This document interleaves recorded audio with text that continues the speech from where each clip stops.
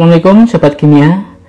Pada kesempatan kali ini kita akan belajar mengenai pH larutan penyangga yang ditambah dengan sedikit asam dan atau sedikit basa.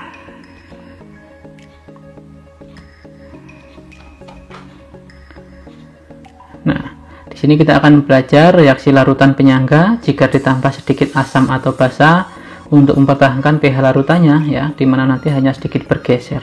Untuk larutan penyangga asam, kita ambil contoh campuran CH3COOH dan CH3CONA, di mana buffernya terbentuk oleh CH3COOH dan basa konjugasinya yaitu CH3COO- yang berasal dari CH3CONA ini. Nanti jika ditambah asam, ya, misalkan asam kuat HCl, maka ion negatif dari garam atau basa konjugasi CH3COO- ini akan bereaksi dengan ion H+ dari asam. Kita ambil contoh di sini, CH3COO- nya tadi bereaksi dengan HCl, nah, maka H+-nya akan bereaksi dengan CH3COO- membentuk CH3COOH dan ion Cl-. Nah, di sini dalam larutan buffer tetap ada CH3COO- dan CH3COOH sehingga buffernya tetap berfungsi. Kemudian jika ditambah dengan basa, misalkan NaOH yang merupakan basa kuat, maka asam lemahnya lah yang akan bereaksi dengan ion OH- basa. Nah, di sini ya CH3COOH pada contoh ini. CH3COOH ketika bereaksi dengan NaOH, ya, masing-masing terionisasi, maka akan terbentuklah garam, CH3COONA dan air. Nah, itu.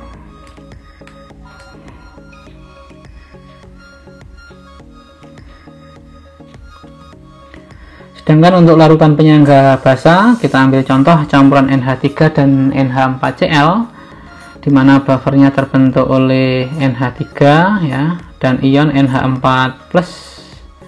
NH3 adalah basa lemah, NH4+ adalah asam konjugasinya.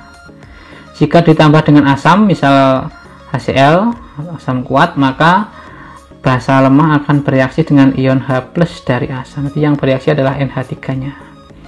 NH3 plus HCl, ya, itu nanti akan menjadi NH4+ dan Cl-. Dalam larutan tetap terdapat NH3 dan NH4+. Nah, jadi fungsi larutan penyangganya masih berfungsi dengan baik. Kemudian jika ditambah basa, misalkan NaOH, maka ion positif dari garam, nah di sini NH4+ ya yang dibicarakan, maka akan bereaksi dengan ion OH- dari basa. NH4+, nah H+-nya akan lepas, bereaksi dengan OH- dari NaOH membentuk H2O, gitu ya. Di sini nanti akan tersisa NH3 dari NH4+ yang dilepas H+-nya dan H2O. Keberadaan NH4+ dan NH3 membuat buffer juga masih tetap berfungsi dengan baik. Apa yang disebut dengan kapasitas buffer atau kapasitas penyangga? Buffer capacity. Nah, ini adalah kemampuan suatu buffer untuk mempertahankan pH ketika ditambahkan asam atau basa kuat sebelum buffer tersebut kehilangan kemampuan mempertahankan pH-nya. Semakin tinggi konsentrasi komponen penyusun dari buffer, maka lebih besar pula kapasitas buffernya. Nah, tapi semua tetap ada batasannya, bukan semakin tinggi semakin bagus dan seterusnya, tetapi ada batasan. Nah, batasan tersebut ditentukan berdasarkan hasil riset pada konsentrasi berapa paling optimal dan konsentrasi di atasnya yang kurang optimal. Kita ambil contoh, misalkan buffer yang terbentuk dari campuran CH3COOH dan CH3COOK dengan konsentrasi masing-masing 5 molar dibandingkan yang konsentrasinya masing-masing 0,05 molar, maka kapasitas buffernya lebih kuat yang konsentrasinya lebih tinggi. Jadi mempertahankan pH-nya lebih bagus pada buffer yang pertama ini, nah, dibandingkan dari buffer yang kedua.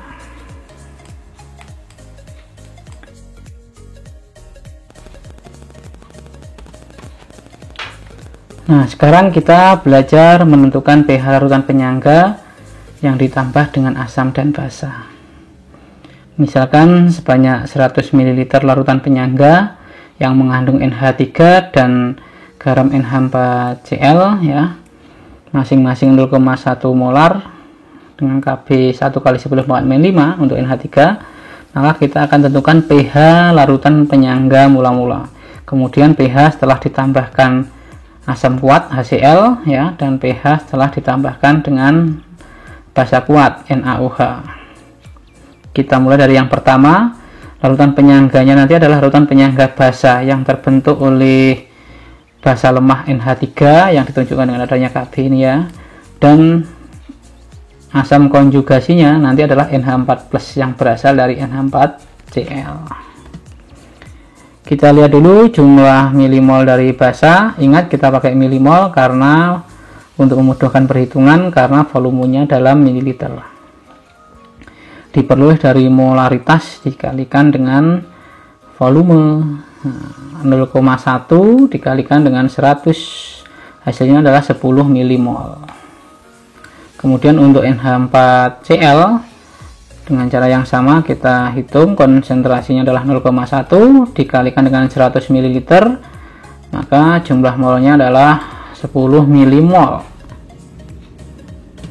Kemudian kita tentukan jumlah milimol dari NH4+ yang diperoleh dari hasil ionisasi NH4Cl menjadi NH4+ dan Cl- dengan perbandingan koefisien 1:1 dan banding 1. Nah, NH4Cl dari hasil perhitungan adalah 10 milimol. Maka NH4+ juga ada 10 milimol, demikian juga dengan Cl- juga ada 10 milimol. Kemudian kita tentukan konsentrasi OH- yang menentukan sifat basa ya, itu adalah yang lemah. Nah, makanya kita nanti pakai OH- karena NH3-nya adalah basa lemah. Ditentukan dengan rumus Kb dikalikan milimol dari NH3 dibagi dengan milimol NH4+. Milimol NH3-nya 10 milimol. Nah, ini kita masukkan, ini 10. Kemudian milimol dari NH4+ adalah 10. Kita masukkan di bawah.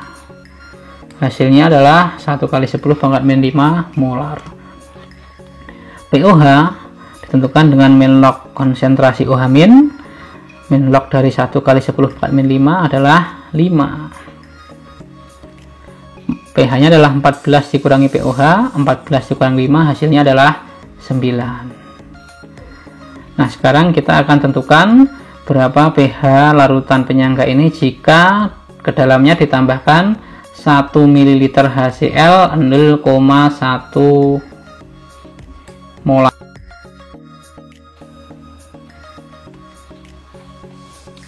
Ke dalam larutan penyangga tadi, jika ditambahkan larutan HCl, maka ion H+-nya dari HCl akan bereaksi dengan basa lemah pada NH3.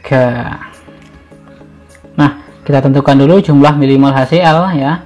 Jumlah milimolnya adalah 0,1 dikalikan dengan 1 yang kita peroleh dari soal tadi. Nah, ini konsentrasinya 0,1 molar, volumenya 1 ml. Hasilnya adalah 0,1 milimol. Kemudian kita tentukan milimol dari H+. Kita ionkan HCl menjadi H+ dan Cl-, di mana perbandingannya adalah 1:1 banding 1. Nah, jika HCl-nya 0,1 milimol dengan perbandingan 1:1, maka H+-nya adalah 0,1 milimol dan Cl-nya juga 0,1 milimol. Kemudian kita reaksikan ya NH3 dengan H+-nya membentuk NH4+. Untuk mengetahui nanti setelah penambahan HCl berapa zat-zat sisa yang masih ada. NH3 mula-mula ada 10 milimol, H+ ada 0,1 milimol dari sini, dan NH4+ juga ada 10 milimol. mula-mula ini dilihat dari perhitungan tadi ya, bahwa kita punya NH3 sebanyak 10 milimol. Kemudian NH4 plusnya mula-mula juga ada sebanyak 10 milimol. Ini adalah keadaan awal sebelum ditambah asam. Nah, setelah ditambah dengan asam maka akan terjadi reaksi di mana ada reaksi pembatas atau reaksi yang habis lebih dulu. Reaksi yang habis lebih dulu adalah milimol dibagi dengan koefisien. Ya, di sini kebetulan koefisiennya juga 1, 1 dan 1. Untuk zat yang bereaksi ini milimolnya dibagi dengan koefisien, di mana hasilnya yang paling kecil, maka zat tersebut jumlahnya paling sedikit sehingga habis paling dulu saat bereaksi. Nah, ini disebut dengan bereaksi pembatas. Di sini kita lihat NH3 10 bagi 1 adalah 10. Kemudian H plus adalah 0,1 bagi 1. Hasilnya 0,1, maka H plus ini dari HCl adalah bereaksi pembatas. Artinya ketika H plusnya habis maka reaksi berhenti. Untuk mencari zat yang bereaksi, NH3 nya dengan perbandingan mol dan koefisien 1 banding 1. Nah, maka di sini juga 0,1 milimol. NH4 plusnya juga demikian, 0,1 milimol. Nah, kemudian kita tentukan sisanya. NH3 yang tersisa dari mula-mula 10 milimol kemudian bereaksi 0,1, maka masih ada sisa 9,9. Untuk H plusnya habis. Nah, sedangkan untuk NH4 plus dari mula-mula ada 10, kemudian dari reaksi dihasilkan 0,1, maka sekarang hasilnya adalah 0 bertambah 0,1 menjadi 10,1 milimol. Nah, untuk diperhatikan ya, bahwa yang sebelah kirinya panah gitu ya. Nah, sebelah kirinya panah bagian sini ya. Ini nanti sisanya adalah pengurangan mula-mula dengan reaksi. Kenapa? Karena zatnya berkurang untuk membentuk produk. Nah, sedangkan yang di sebelah kanan panah hasil reaksi, nah, sisanya itu adalah mula-mula ditambah dengan yang dihasilkan pada proses reaksi, karena produknya bertambah. Nah, kemudian kita hitung konsentrasi UH- Kp dikalikan milimol NH3 dibagi dengan milimol NH4+. Kita masukkan Kp-nya 1 kali 10 pangkat min 5, NH3-nya sekarang konsentrasinya adalah 9,9 milimol. Kemudian ion NH4+ jumlahnya adalah 10,1 milimol. Hasilnya 0,98 kali 10 pangkat min 5. POH adalah min log OH min. Min log dari 0,98 kali 10 pangkat min 5 adalah 5 min log 0,98. pH-nya adalah 14 dikurangi POH. 14 dikurangi 5 min log 0,19 8 ya. Maka 14 dikurangi 5 adalah 9. Min log 0,98 adalah plus log 0,98 atau 8,99. Ada penurunan pH di sini. Nah, kenapa? Karena ditambah asam. Ingat, asam menurunkan pH, tapi turunnya sangat sedikit sekali karena sifat penyangganya masih tetap terjaga. Kemudian untuk yang ketiga, ketika larutan penyangga ini ditambah dengan NaOH, maka ion OH- akan bereaksi dengan NH4+. Nah, jumlah dari milimol NaOH adalah 0,1 dikalikan 1 ml. Ada 0,1 milimol yang kita bisa lihat dari sini. Tadi NaOH yang ditambahkan adalah 1 ml dengan konsentrasi 0,1 molar. Maka jumlah milimol OH- dari hasil pengionan 1 NaOH maka akan terbentuk 1 Na plus dan 1 OH-. Jika NaOH-nya 0,1 milimol, maka Na plusnya adalah 0,1 milimol juga. Demikian juga OH- juga 0,1 milimol. Kemudian kita reaksikan ion OH- dengan NH4+, maka akan terbentuk NH3 dan H2O. Jadi H+ dari NH4 ini akan lepas, bereaksi dengan OH- membentuk H2O ya. Nah, NH4+ mula-mula ada 10 mmol, OH- ada 0,1 mmol, NH3 ada 10 mmol. OH- jelas di sini ada 0,1 mmol ini ya. Nah, kemudian NH4+ dan NH3-nya dilihat dari mana?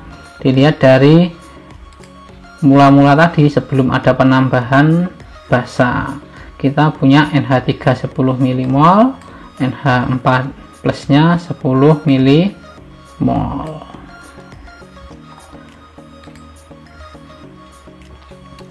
Nah, di sini kita juga memerlukan reaksi pembatas, yaitu zat yang habis bereaksi lebih dulu. Nah, kita lihat dulu di sini koefisien perbandingannya adalah 1:1. Di sini juga 1, H2O-nya juga 1. Nah, 10 mmol dibagi 1 hasilnya 10. 0,1 mmol dibagi 1 hasilnya adalah 0,1.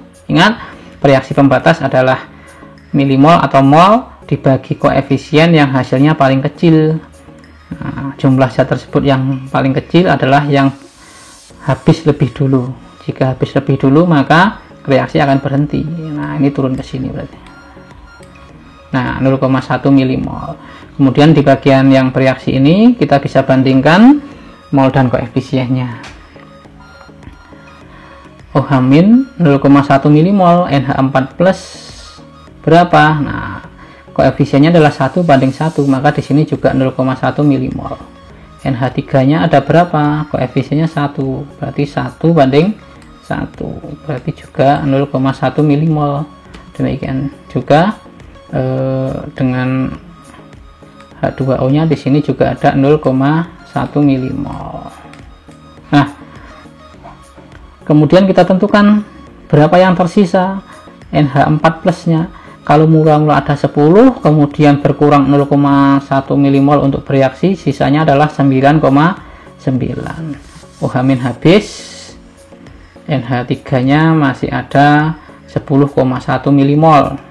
Karena mula-mula ada 10, kemudian pada proses reaksi bertambah 0,1. Ingat, sebelah kiri panah, maka sisanya ditentukan dari pengurangan mula-mula dan reaksi. Karena ada pembentukan produk. Nah, sedangkan untuk di sebelah kanan panah, nah produk ini ya, ini termasuk juga H2O ya. Nah, maka akan ada penambahan dari reaksi kepada mula-mula sehingga sisanya adalah jumlah totalnya. Nah, kita tentukan OH- karena ini buffernya basah. Kb dikalikan dengan milimol NH3 dibagi milimol NH4+. NH3-nya ada 10,1 milimol, NH4+-nya ada 9,9 milimol. Nah, hasilnya adalah 1,02 kali 10⁻⁵ molar. POH ditentukan dari min log OH-, min log dari 1,02 kali 10⁻⁵. Hasilnya adalah 5 min log 1,02. pH-nya ditentukan dari 14 dikurangi POH. 14 dikurangi 5 min log 1,02. Jangan lupa dikasih kurung ya, supaya nanti tidak rancu untuk perubahan tandanya. 14 dikurangi 5 adalah 9. Kemudian min. Nah ya, ini makanya perlinknya dikurung. Min maka menjadi plus log 1,02 atau menjadi 9,01. Nah, di sini kita lihat NaOH adalah basa. Basa itu akan menaikkan pH. Maka pH mula-mula ketika ditambah basa akan naik, tapi naiknya sedikit sekali. Kenapa? Karena sifat larutan penyangga dapat mempertahankan pH-nya ketika ditambah asam atau ditambah basa. Oke, demikian tadi belajar kita mengenai pH dari larutan penyangga yang ditambah asam atau basa. Tetap semangat belajar kimia. Assalamualaikum warahmatullahi wabarakatuh.